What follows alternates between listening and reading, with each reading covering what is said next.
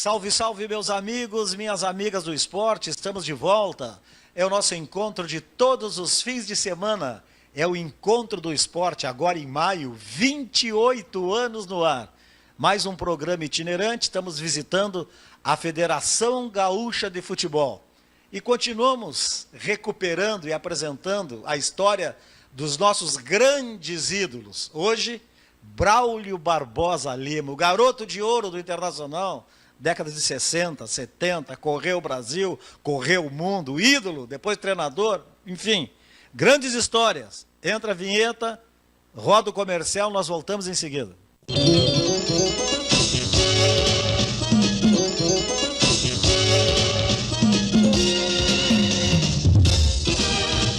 Pois é, falei que nós estávamos na Federação Gaúcha de Futebol, é que o Braulio trabalha aqui na Federação, no Departamento de Futebol Profissional. Mas isso é uma outra história. Nós vamos começar, assim, do Braulio guri ainda. Vamos relembrar, assim, como é que foi essa tua história, até chegar a ídolo? Começou, sempre é um prazer enorme, né? Agora o João está falando em 28 anos, eu digo, meu Deus do céu, nem deu tempo de eu retroagir até menos 70, quando seria 28, 50, não quero nem me lembrar, mas tudo bem.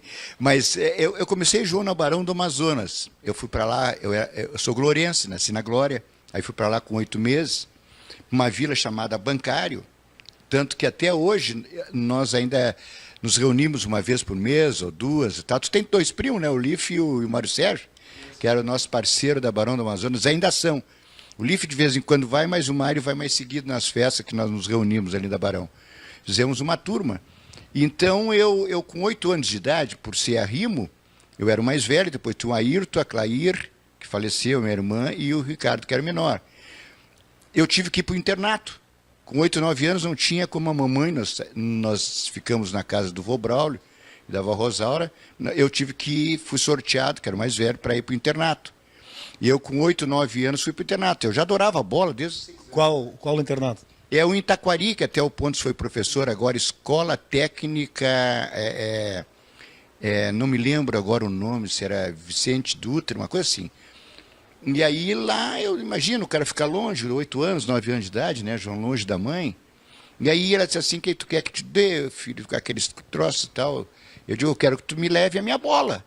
E aí, eu nem gosto de falar muito. Aí ela levou a minha bola. Então nós estudávamos muito, mas nós tínhamos um período das 11 depois da aula até meio-dia para almoçar, depois nós íamos para o trabalho. Aquele horário, pessoal, ia brincar, ia fazer isso. Eu pegava a minha bola, botava embaixo do braço, tinha um muro alto. Eu desenhei com giz ali uns números, umas coisas para mim, e eu ficava. Porque a parede te devolve certo, né, João? Né? Tu bate na parede, ela te devolve certo. Se tu bate torto, ela vem torta. Então eu preferia jogar com a parede, que eu falava com ela, e ela me devolvia certo. E assim eu fazia quase 2 horas por dia, João, aquilo lá. Que aquilo ali eu suava, chorava, e a bola era minha parceira. E ali eu fui pegando uma paixão pela bola bárbara.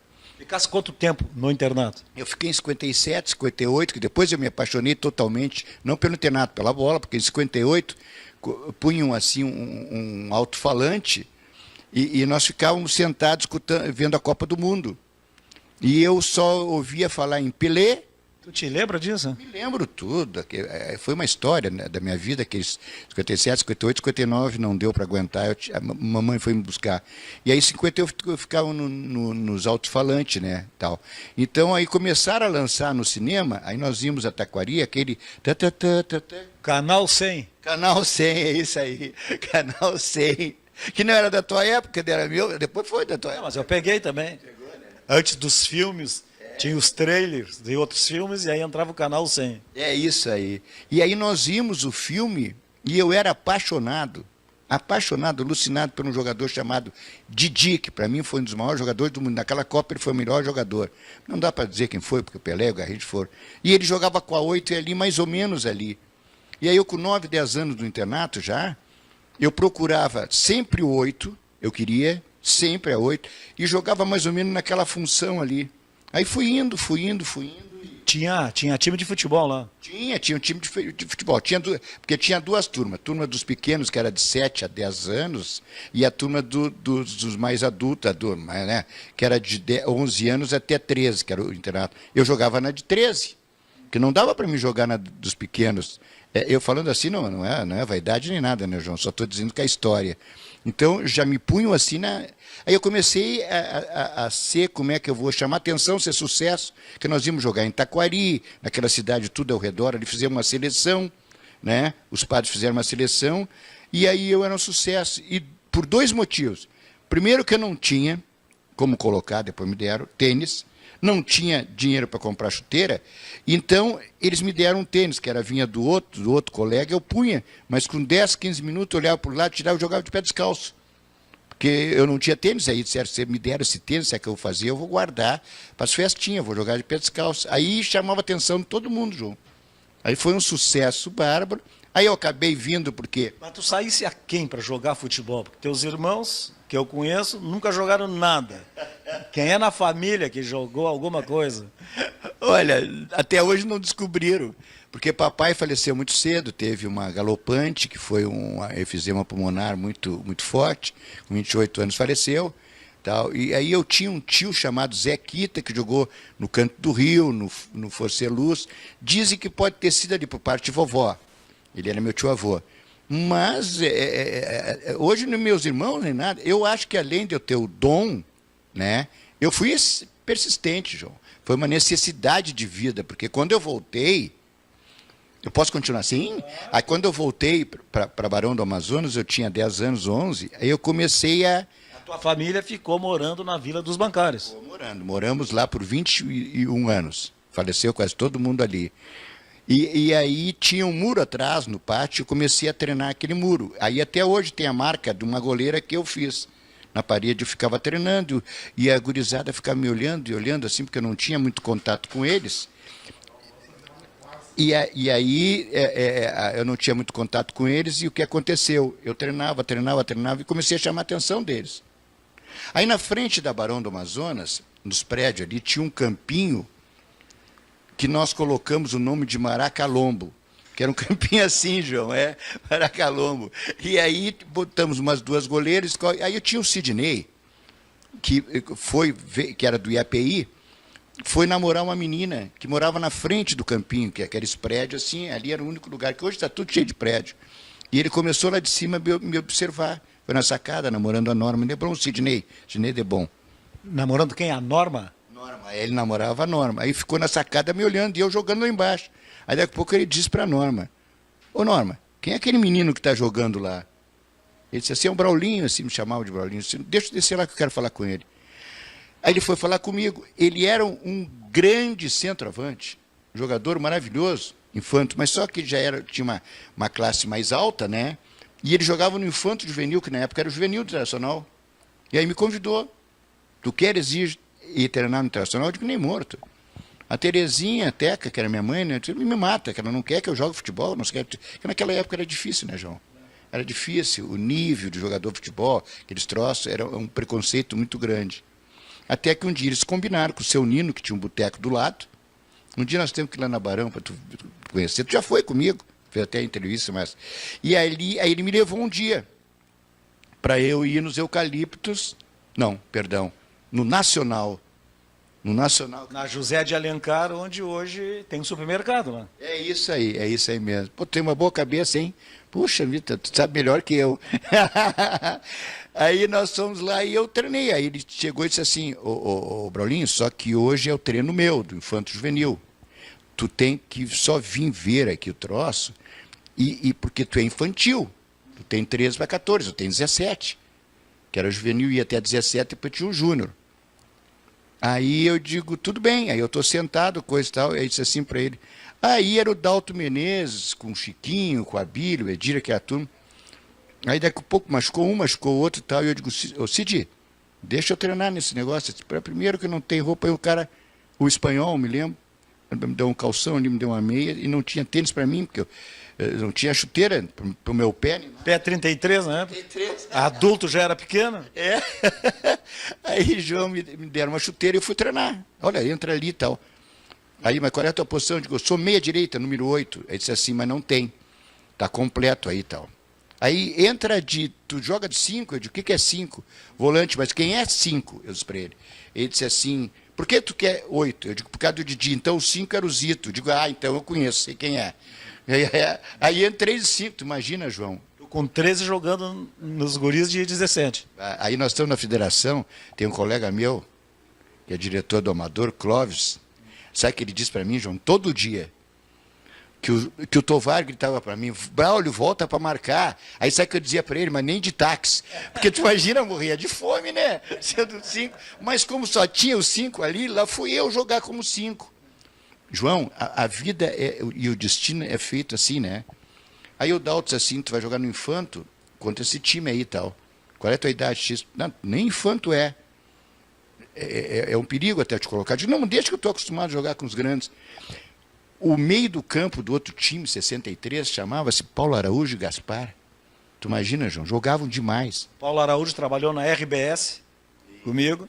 E o Gaspar está aí jogando ainda. Sensacional, jogador extraordinário. Amigo da bola. Aí disse assim, tu vai jogar com esse rapaz aqui. Na época ele citou, porque hoje se a gente cita é um saco, né, João? Esse negrinho aqui que joga demais, cabeça raspada. Eu digo, como é o nome dele? Ele disse, eu vou te apresentar isso no intervalo. Chorinho, eu digo, muito prazer, Braulio. Diz que o Chorinho se jogava muita bola, né? Demais, demais. E aí teve aquele Infanto já armado, mas machucou um volante, tu imagina? E não tinha ninguém mais para colocar. Eu levantei a mão, jogo eu. E aí entrou Braulio e Chorinho. Aí eu fiquei uns 10 minutos, 15, João. E os caras para lá e para cá e não davam a bola. E eu irritado, porque que é esse guri aí, magrinho, né, com calção grande, e o Cid lá, todo mundo torcendo, né? Aí uma bola saiu no tiro de meta, onde dava para a esquerda nossa, ali do Nacional. Aí eu fui lá no goleiro, Cavaleiro, que depois foi meu goleiro no juvenil, Cavaleiro, disse assim, me dá essa bola aqui. Eu disse, parei, guri, vai para lá. Eu digo, me dá essa bola. E a marcação nem existia área pequena, né, grande, me dá essa bola, todo mundo ficou olhando, e me deu a bola. Aí eu saí driblando todo mundo. Pam, pam, pam, pam. Maior peladeiro do mundo, né? Dei pro Chorinho, o Chorinho me devolveu, aí eu entrei, tabelei com o Manuel, o irmão do Larry, ele pim para mim, eu fiz assim, driblei o Guaporé, entrei com bola e tudo. Aí os caras ficaram tudo me olhando, né?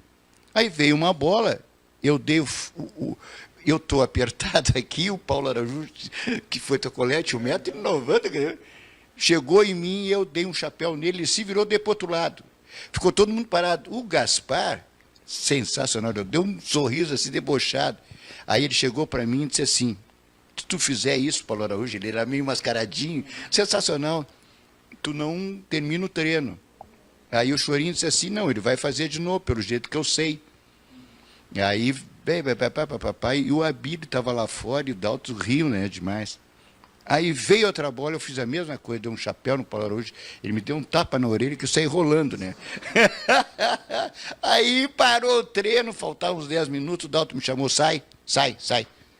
Aí eu saí e o Cid, meu amigo, disse assim para mim, cara, eu te disse para ti. Foi o Cid que te levou, né? Foi o Cid que me levou, porque era para tu dar chapéu, da janela, mas era a única coisa que eu sei fazer, né? Sabia fazer. Era pelado ali, né? Peladeiro. Aí me chamaram ali e digo, olha, tu vai embora, tu viste que aqui é. Aí terminaram, veio o Dalton para mim e disse assim, como é teu nome? Anota aí pro Chiquinho, pro seu Edir, massagista. E o Chiquinho, Francisco Neto? Francisco Neto. Na época ele era auxiliar lá, trabalhava, já era bem menino também. E aí me pegaram meu nome no final do treino. Eu digo que no final do treino me convidaram para ir até a minha casa. Eu digo, não vou. Por quê? Porque eu não quero jogar, eu vim aqui só para brincar. Não, mas tu não sei o que mais, mas tu tem que ir, Eu digo, então faz o seguinte, só depois das 6. Os caras, por que depois das 6? Não, porque antes das 6 o vovô Braulio está no banco. E se eu chegar antes das 6 com vocês, a mamãe me enche a orelha de tapa, porque ela não quer que eu jogue. Aí depois das 6, eu sei que o vovô, nós ficamos escondidos, quando o vovô descer da caminhonete bancária, que descia Barão da Amazônia, o Jardim Botânico, aí a gente entra porque ele segura a barra. Aí foi o Dalto, o Dalegrave, o pessoal todo ficou esperando dentro de um carro, de um Fuca. Daqui a pouco caiu a Barão da Amazônia, a bancária, o vovô desceu, eu digo, agora nós podemos chegar. Aí eu cheguei com os caras, mãe, quem é esse pessoal? Não, fica quieto. Tá. Aí eu vou, quem é esse? Aí eles se apresentaram. A mãe, não sei o que mais. Ele era muito sério. Para só um pouquinho, deixa eu ouvir a duas pais. Aí perguntou para mim, tu vai continuar a estudar? Tu vai te formar? Eu digo, vou, juro que eu vou. Estudava no Júlio de Castilho, eu acho, estava fazendo ginásio. É. E assim começou a minha história. E aí eu fui indo, né, João? Enganando eles por muito tempo, né? Só no Internacional, quase 400 jogos.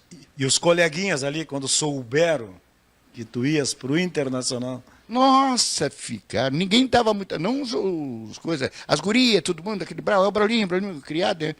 Aí depois que eu voltei, que o Cid disse assim: olha, o Braulinho assinou contrato, porque eu já fiz contrato com o profissional, porque naquela época, João. Fiz contrato de gaveta, né? Fazia os contratos, assinava em branco, né? Que nem o departamento de futebol profissional aqui. Agora não existe mais isso, né? É isso aí, bem isso aí. Fizeram um contrato de gaveta tal comigo, e a mamãe teve que assinar para eu poder jogar, né? Aí o pessoal ficou maravilhado, né?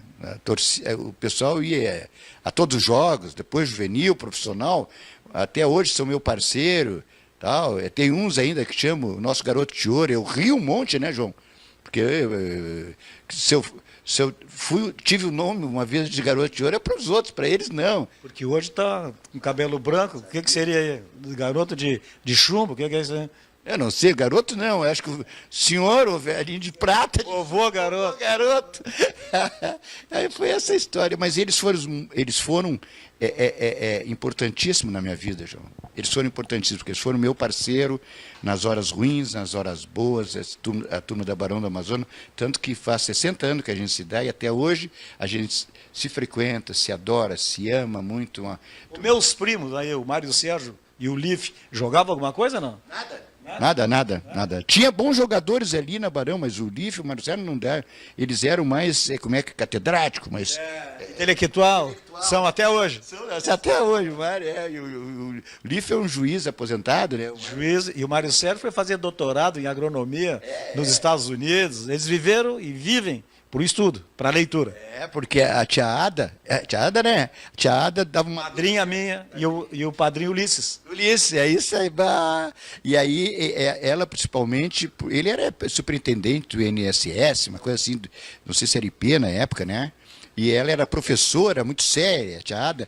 Então dava uma dura neles para chuva. A gente nem chamava eles para estudar, para jogar, porque o período que a gente jogava, eles estudavam. Quando eles queriam jogar, eu acho que era de noite, que ela dava uma folguinha para eles.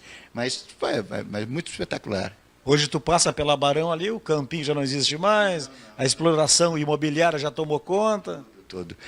E isso aí, João, fez com que... desaparecesse, tocou num assunto que é muito importante, e desaparecesse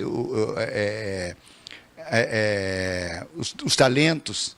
É difícil um talento hoje, porque antigamente tinha muitos campos da várzea, hoje não existe mais. Então o talento está indo junto, né? O jogador hoje é mais maquinal, não?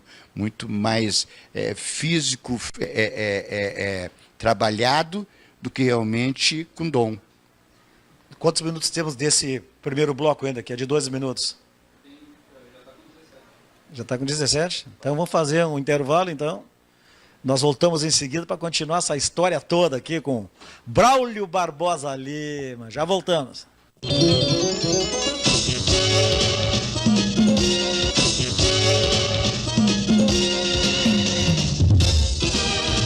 Tá certo, então, vamos embora. Esse bate-papo com Braulio Barbosa Lima. Bom, é o seguinte, aí tu crescesse, foi jogando, te tornasse ídolo, certo?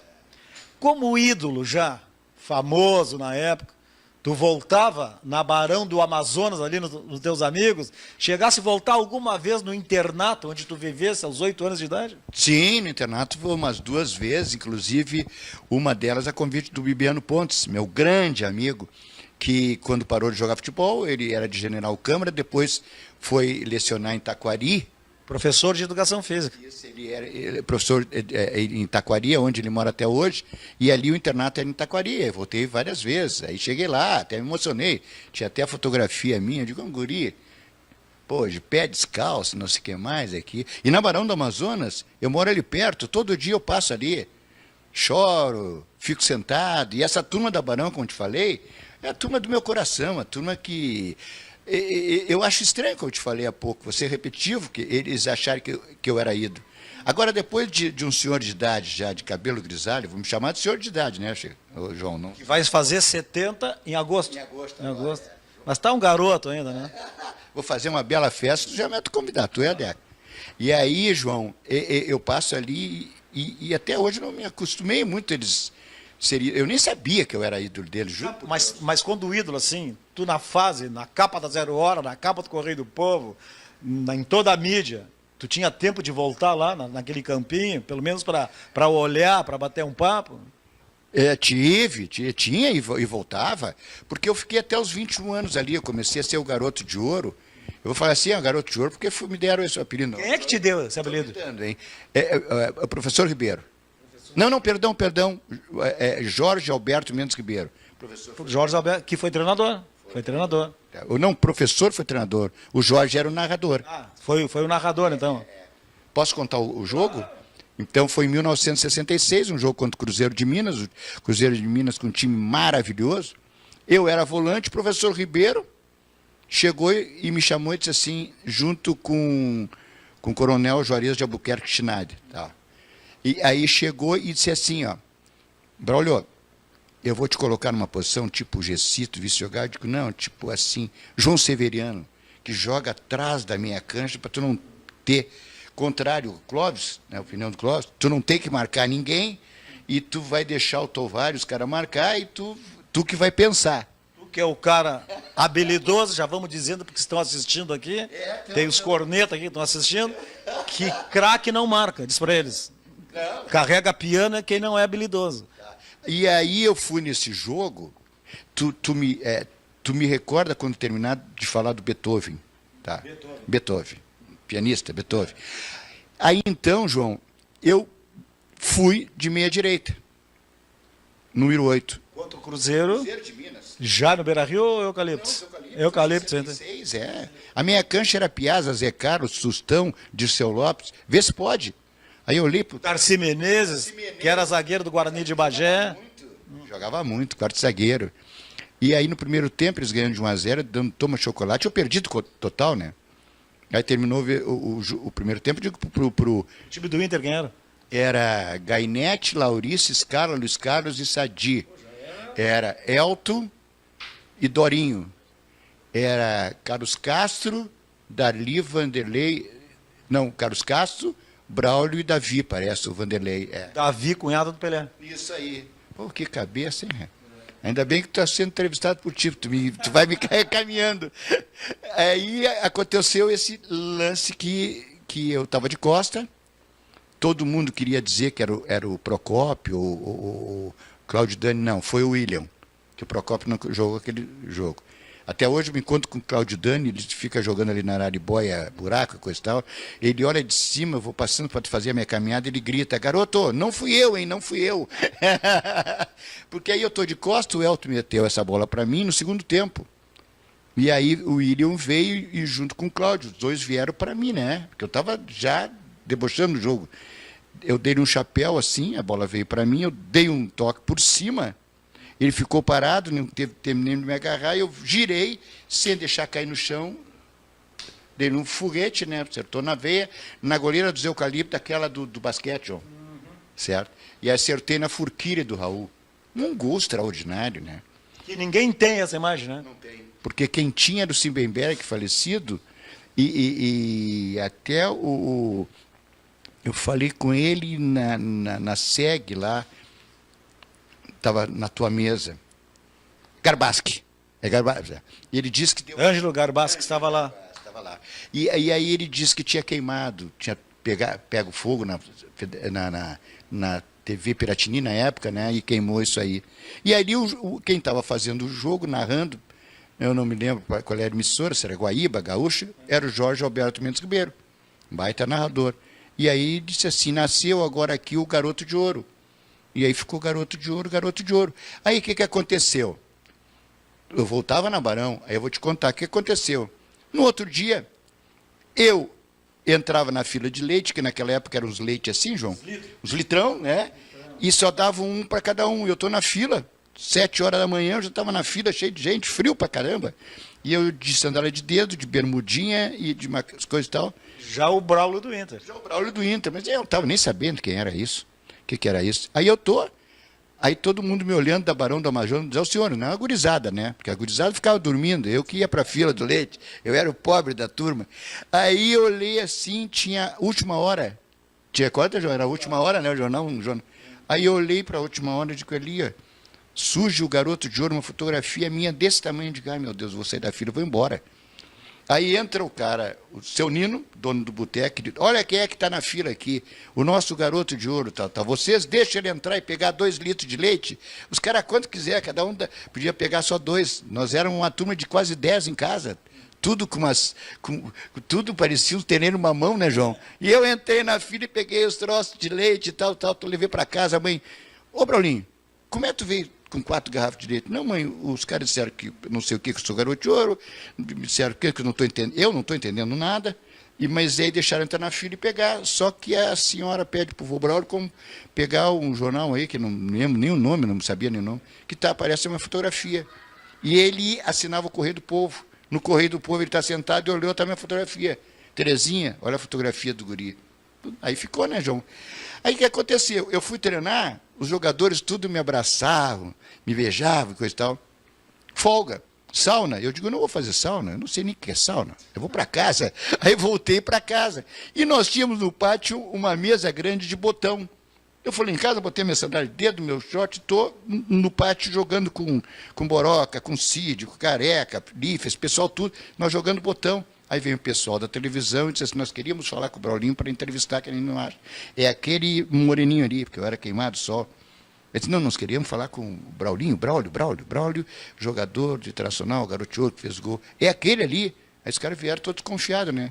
Então, o Braulio, eu digo, eu sou o Braulio, sim. Mas tu está sabendo do Garoto de Ouro? Eu digo, não, pai, eu vi no jornal, nós queríamos fazer uma entrevista para Piratini, para isso, tal. Eu digo, faça. Aí eu chamei toda a turma e fiz uma entrevista, não sabia nem o que estava acontecendo, João. Mas fiz uma entrevista e aí eu me acostumei com o pessoal, era a minha terra, era a minha casa, era o meu tudo ali. Terminava os jogos, se eu perdia, eu ficava triste, eles batiam em mim no próximo jogo, quer dizer, aquilo ali era o meu conforto. Porque meus pais já eram mais... A mãe já era mais velha, meus avós já eram de certa idade. Então eles não falavam muito futebol comigo. Aí o vovô Braulio, olha, o guri venceu.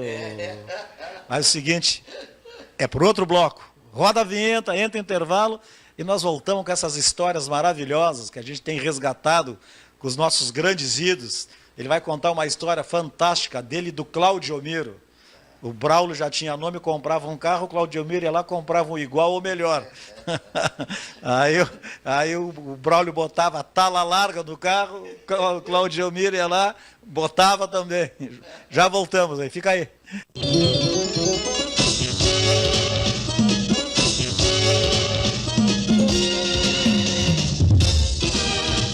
Tá certo, então. Eu falei antes nas histórias do Braulio com o Cláudio Miro, grande Cláudio Miro, que gosta de fazer. Por causa de quê?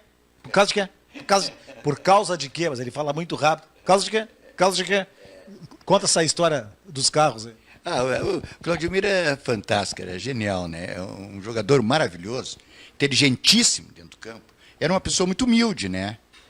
Era uma pessoa ignorante em relação, não é ignorante de ser tosco, é ignorante de ignorar certas coisas, porque não teve chance de estudar, né?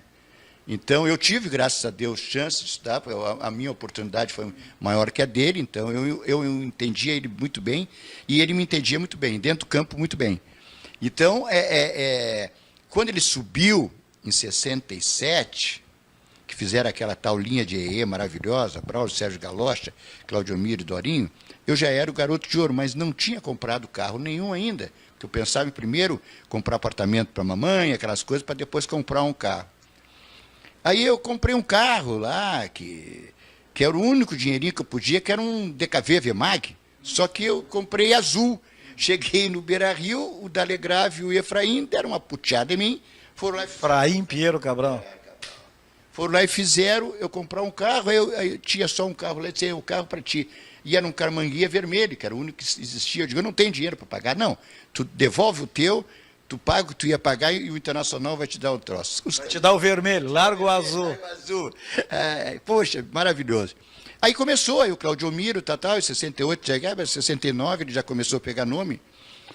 E aí eu comprava um carro e o Claudio Miro comprava outro. Aí eu disse assim, pô, minha família está ficando grande, e o vovô está doente, e a vovó, eu tenho que pegá-los em casa, levar até o pronto-socorro Cruz Azul na época, para eles fazerem oxigênio e coisa e tal. Então, Carmanguia não dá. Aí eu perguntei para o delegado, tem um carro grande, bonito aí, tal, é o teu estilo, tal, imagina, meu estilo. Claro que não era nunca, era um Galaxy, porque queriam dar um Dodge para mim, né? Porque na época tinha o Dodge, Charge, né? Dart, e depois tinha o Charge, que era, né? Eu digo, não, esse carro, não pode ser, tal, tudo bem. Aí, bom, vou lá e comprei tal, o carro, porque eu tinha que carregar vovó no carro para ir para o hospital. Aí apareci. Aí o Claudio Miro tinha um Fuquinho, uma coisa assim. Pô, garoto, olha, esse teu carro aí é demais, hein? Eu vou comprar um. Aí foi lá e comprou, mas ele não veio com Dodge Dart, ele já comprou um Charge. Aí apareceu com aquele Charge preto e vermelho, que era uma coisa de louco. Olha, garoto, esse está batendo o teu. Eu digo, puxa vida, o meu é Dart, eu não sei nem que carro é esse aí. Ele é Dodge também. Eu digo, mas sobrenome, o sobrenome, é Dodge. Garoto, não me complica, eu não sei dizer o outro, é Chachache, esse aí. Então, ele não sabia dizer que era Dodge. Aí tudo bem. Aí, pô, foi passando o tempo, apareceu o Corcel GT. Aí eu fui trocar o carro, porque aí vovô já tinha falecido, aquele troço, eu vou comprar o carro. Né? Fui lá e comprei um Corcel GT, amarelo com preto, aquelas coisinhas. Aí ele olhou, pô, esse teu carro aí tá demais, aquele jeito dele. Eu digo, tá mais confortável, porque aqueles carros grandão e tal. Isso de manhã no treino. Aí de tarde, eu estou lá encostando o carro, aparece ele, com Corcel GT, preto e vermelho, igual o meu. Eu digo, olha, só que essa aí tem a larga tala, o teu não tem. Eu digo, que larga tala, cara? O meu tem tala larga. É isso aí, é tala larga. Primeiro tinha histórias pra caramba. Bom, e aí tu já era o grande ídolo, cara. Aí surgiu aquela discussão, que tu não podia jogar no time do Inter, porque tu não entrava na área, porque não sei o que lá, que tinha que jogar o Sérgio Galocha. Bom, isso se alimentou. Se alimentou. Até chegar a história do Beethoven. Hein? Como é que foi isso? O Clóvis disse para mim aqui, ó, meu parceiro ali, que ele gosta de jogador craque, toca, mas ele está me enganando até hoje, porque até hoje ele me cobra isso que eu já te falei, né? Tu tem que marcar, porque eu acho, ele diz que tem 50 e poucos anos, mas já está grisalho e tem... É gato? É gato. E eu vou dizer, é gato e ainda é do lado dos mandarim, contra mim. Em seguida nós vamos fazer uma imagem dele ali, para poder mostrar ele. E é a favor do mandarim, porque só me cobra, volta para marcar, que o Brasil não sei o que mais e tal. Mandarim são os dirigentes que tinham na época do Internacional que não gostavam do futebol do Braulio. Vamos lá, então. Era futebol forte. E aí, então, nós estávamos naquela confusão com os mandarim. Aí, em 1971, o Elias já tinha vindo para cá e a estreia dele, Figueiredo, foi contra o Vasco. E eu no banco. E aí, nos treinos, aí depois o Figueiredo me perguntou na consideração, por que tu fica no banco? Tu é um jogador maravilhoso, tu não pode ficar no banco. Eu disse, tudo bem, porque o Elias tinha uma personalidade. Aí veio o jogo. 1-0, terminou o primeiro tempo. Contra o Vasco. Baita time, Beira-Rio lotado, 1-0, gol do Roberto Dinamite. Termina o intervalo, dá outro passo para mim e disse assim, garoto, te prepara que tu vai entrar, mas não desce no vestiário, que se tu for descer no vestiário, eles não vão deixar eu te colocar. Eles, os mandarins. Então eu vou combinar, eu digo, por amor de Deus, tu combina com o Sérgio Galocha, que era meu irmão, que tu vai tirá-lo. Porque quando ele estiver subindo ali, ele vai saber que aí ele vai sair, e tu já entra no time. Aí veio os 11, assim, o Sérgio veio, não subiu os degraus, subiu para o campo. Ficou no banco. E eu já entrei junto com a turma. E eles ficaram puto da cara, né? Desculpa, perdão. Pé da vida. E aí eu comecei. E eu com aquela bronca, a torcida gritando meu nome, a primeira bola que eu peguei, dei uma janela no Alcir e pimba pro Lamas. O Alcir era lateral do Vasco. Isso. Alfredo Lamas, de jogar, né? O uruguaio que jogou de volante no Internacional. E ele foi lá, 1-0. Aí, faltando 5 minutos, eu dei um drible no Fontana, que ele quase me quebrou. Que era o zagueiro do Vasco e da seleção. E aí o Brito entrou e eu, Claudio Miro. E o Claudio Miro, 2-1. Ganhamos o jogo, a massa veio abaixo. Entro no vestiário, os caras estão tomando banho de piscina, de banheira, me abraçando, me beijando. Vem o Ibsen Pinheiro e diz assim, garoto. Que era um dos mandarins. Mandarins. Que ficaram no vestiário, enchendo a pelota. E aí ele disse assim, garoto, hoje tu carregou e tocou o piano. Aí ficou todo mundo sério olhando para ele. Aí eu digo assim, posso te fazer uma pergunta? Pode. Tu conhece o Beethoven? Ele sim, ficou meio sem graça, né? E todo mundo olhando. E eu digo assim, tu já imaginou? Com o talento que o Beethoven tem, ele carregar e tocar o piano? Um João Mané carrega o piano, e ele toca, né? Por causa do talento dele. Pô, o cara ficou com muito mais raiva que eu. Até hoje eu não sei se ele sabia que era Beethoven, ele é muito culto, mas deve saber. Brincadeira. Mas e aí foi essa história aí que eu liquidei com mandarim, ou seja, eu acho que eu liquidei comigo. Aí disse, não põe mais esse cara que ele vai me lembrar do Beethoven. Nós temos histórias aí, dava para fazer 2 horas de programa com o Braulio. E nem falamos ainda do timaço do América do Rio, da passagem dele pelo Chile, seleção gaúcha de futebol, enfim. Na verdade está aí, o garoto de ouro, grande ídolo do Internacional e respeitado pelos gremistas, tá certo? Nós vamos ficando por aqui. Roda a vinheta aí.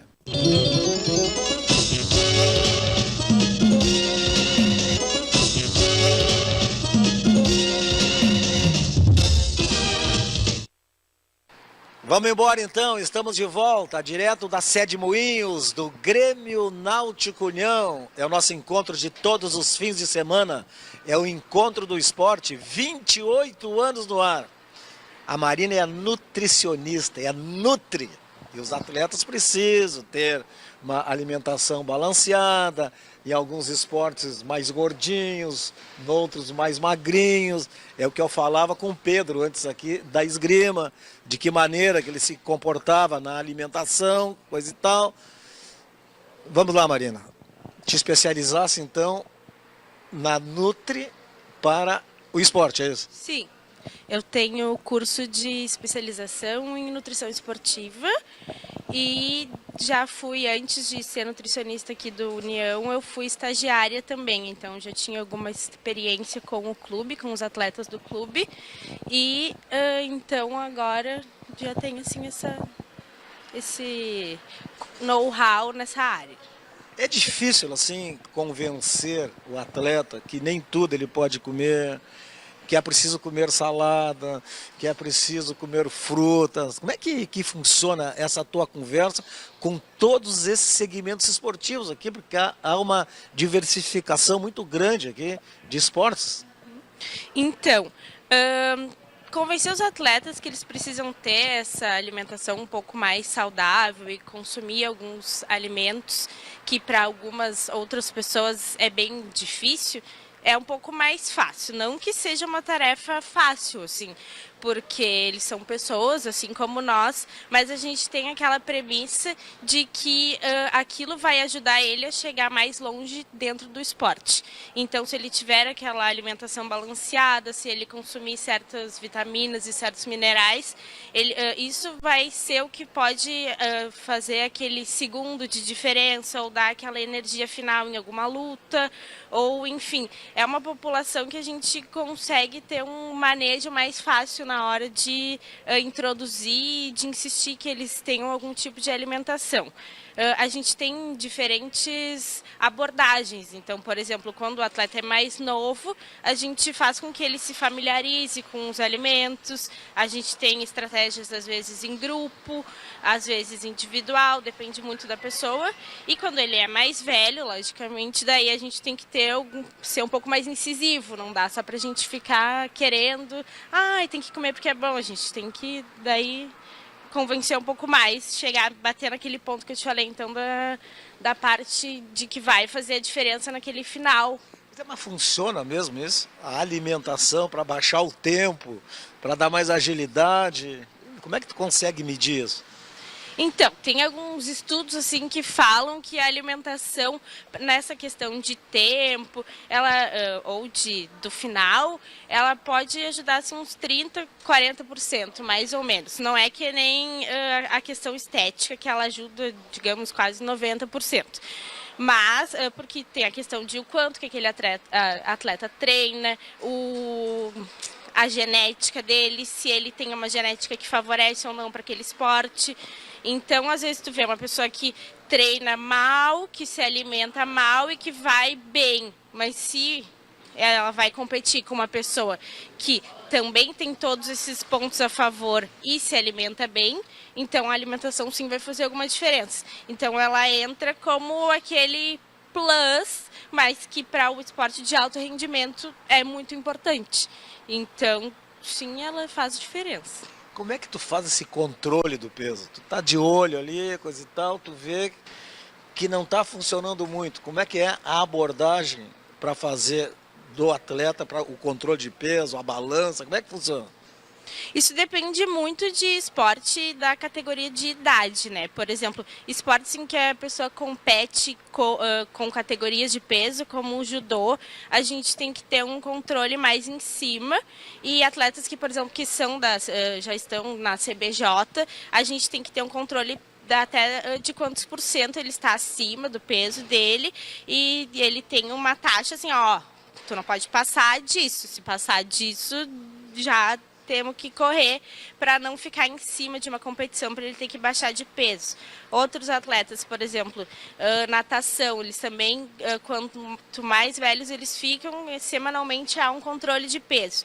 E além do controle de peso, a gente também faz o controle de composição corporal.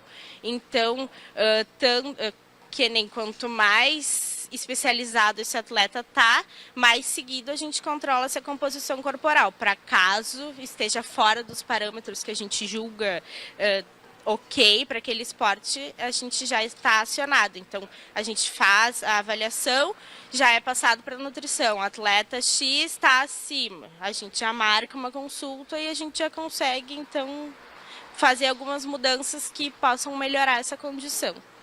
E eu não sei se nos esportes aqui ou em algum esporte funciona. O futebol, o atleta não vai para o treino, a primeira coisa que ele faz, ele chega no vestiário, balança. Todos os dias. Tá, tem treino às 3 horas. Chega lá, balança e tem que, não sei se é o preparador físico que anota, ou ele mesmo que anota, para ter um controle diário da curva que ele consegue fazer. Tem algum esporte? Tu fazes isso também, não? Os atletas assim que lidam com o peso, por exemplo, que eu falei, o judô, eles costumam se pesar várias vezes durante o dia e é muito importante para esse atleta que ele conheça o seu peso e conheça a sua variação de peso. Então é importante que ele se pese de manhã, que ele se pese antes do treino, que ele se pese depois do treino, que ele veja quanto que ele perde se está frio, quanto que ele perde se está calor, quanto que ele ganha se ele come muito ou pouco. Então a gente sempre estimula esse tipo de atleta a se pesar bastante, porque é um atleta que lida com o peso.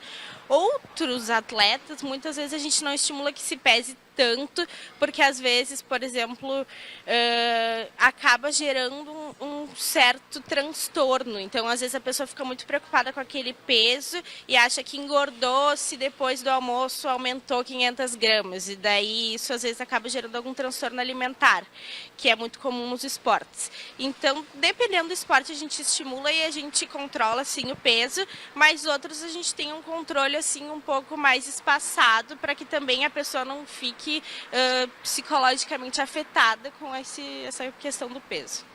Mesmo o atleta que não tem tendência a ganhar peso, ele tem que estar dentro dessa tua lógica da alimentação? Ou ele está liberado para comer o que quiser porque ele não ganha peso? Na verdade, a nutrição esportiva, né, óbvio que, como toda a nutrição, a gente sempre também está muito associado a essa parte de perda de peso ou ganho de peso. Mas a gente tem muitas outras variáveis que a gente pode auxiliar o atleta, então não só na questão de peso, mas, por exemplo, assim, a pessoa pode não ter tendência a ganhar peso, então ela acaba consumindo muitos alimentos que não são saudáveis e isso faz com que o rendimento dela dentro da piscina ou dentro do campo, acabe caindo, porque o tipo de alimento que ela come não está correto, ou porque falta algum nutriente, ou porque algum nutriente está em excesso. Então, na verdade, a gente tem sim essa preocupação quanto ao peso e quanto a pessoa estar com uma composição favorável, mas o tipo de alimento vai influenciar muito a performance dela, tanto nos treinos quanto nas competições. Então a gente tem que estar sempre cuidando, mesmo se essa pessoa não tenha tendência para ganhar peso ou mudar de composição corporal facilmente. Tu falasse uma coisa importante ali atrás e eu fiquei pensando da maneira, da cabeça do atleta que acha que, bom, eu treinei das 8 às 11, tomei o banho, almocei, mas o almoço já ganhei o peso de novo. Como é que se tem um controle disso? Na verdade, assim, a gente sempre fica tentando conversar com eles e explicar que a gente tem uma flutuabilidade de peso ao longo do dia, então, e que o peso, ele não reflete somente a gordura ou a massa muscular. O nosso peso, se a gente pegar e tomar um copo de água, vai mudar o peso, mas a gente não engordou ou emagreceu só por causa daqueles 200 gramas a mais que vão dar na balança. Então a gente tenta sempre fazer abordagens, muitas vezes em grupo a gente faz também e mostra, olha, vocês tomaram a água, o pessoal se pesa e vê isso, aumentou o peso, aumentou a gordura? Não, aumentou só aquele peso da balança. Ou, eu comi alguma coisa muito pesada, vai aumentar aquele peso. Então a gente sempre tenta educar eles para eles entenderem também que o peso não é só gordura ou só massa muscular, o peso ele exatamente. Sabe que esteve no Grêmio aqui, na seleção brasileira há muitos anos, na Alemanha, encerrou a carreira no Palmeiras, agora o Zé Roberto. E aí eu assisti uma entrevista dos colegas deles e ele confirmou que ele cuidava tanto do corpo, por isso que ele jogou até os 41 anos, até os 42 anos, em alto nível, porque ele contou o seguinte, ele comia um negrinho, ele saía dali e tinha que fazer 100 abdominais, porque ele achava que aquele negrinho que ele comia ia engordá-lo, que ele ia ganhar peso com aquilo. Pô, aí já é uma cabeça pensando lá na frente, né? Sim, e até muitas vezes eu assim, acho que o Zé Roberto, para mim, observando ele não tinha nenhum transtorno psicológico, mas isso para mulheres muitas vezes acaba muito mais do que em homens, gerando assim, a pessoa fica com medo de se alimentar e daí muitas vezes não se alimenta corretamente e acaba tendo umas compulsões, então não come o que é certo porque tem medo que vai engordar, tem medo que arroz e feijão vai engordar ou que batata vai engordar e daí de repente tem uma barra de chocolate, daí come aquela barra inteira, daí fica culpado e daí vai querer gastar aquela barra, só que daí acaba que o desempenho da pessoa vai lá para baixo, porque não conseguiu se educar assim, nutricionalmente, que a gente chama. Marina Branco, nutricionista do Grêmio Náutico União, que cuida dos atletas, um papo muito legal, muito esclarecedor, porque é exatamente isso. O atleta de alto rendimento, ele precisa cuidar do corpo, porque ele depende do corpo. Mas tem aqueles transtornos de cabeça, como a Marina disse. O cara está encucado, comeu um negrinho, comeu um pedaço de torta, ou não come faz 30 dias, né? E aí come e acha que... Bom, é tudo isso aqui que nós falamos. Olha, parabéns pelo teu trabalho aqui e continua de olho nessa rapaziada. Muito obrigada e foi um prazer também falar contigo e participar da tua entrevista. Só para te dizer o seguinte, tá na moda agora, sopa de batata doce, diz que tem caloria muito baixa, é verdade?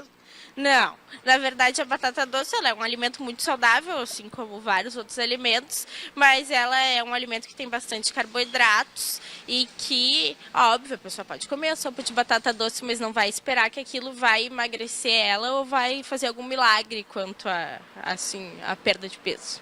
Tá certo.